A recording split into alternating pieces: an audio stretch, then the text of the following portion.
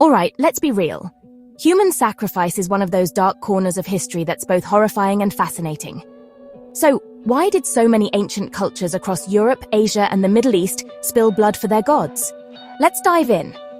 First, the big question: why sacrifice a human at all? For a lot of ancient societies, life was unpredictable. Plagues, droughts, war, you name it. They believed the gods controlled everything. So, offering up something precious like a human life was seen as the ultimate way to get on the gods' good side.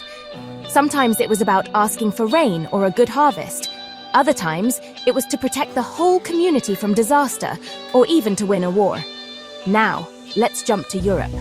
The Celts, for example, practiced human sacrifice, at least according to Roman accounts.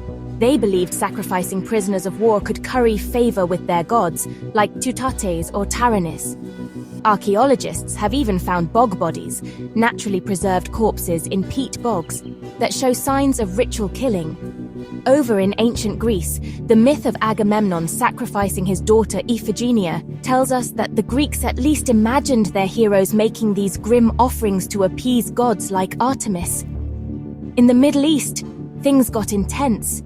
The ancient Canaanites offered children to the god Moloch. At least that's what their neighbors accused them of. The Bible and ancient Greek historians talk about these Tophet sites, where urns full of charred bones have been discovered. Whether it was real or propaganda, the story stuck. Let's swing over to Asia. In China, the Shang dynasty rulers buried servants, wives, and even soldiers alive to serve them in the afterlife and please ancestors. The idea was that the king's power came straight from the gods, so his burial had to be epic. In India, ancient texts mention Narabali, human sacrifice to fierce deities like Kali or Durga, usually to ward off evil or to secure victory in battle. So what about the cults and gods behind all this? These weren't just random acts of violence, they were rituals, loaded with meaning. The priests, shamans, or rulers directing these sacrifices held serious power.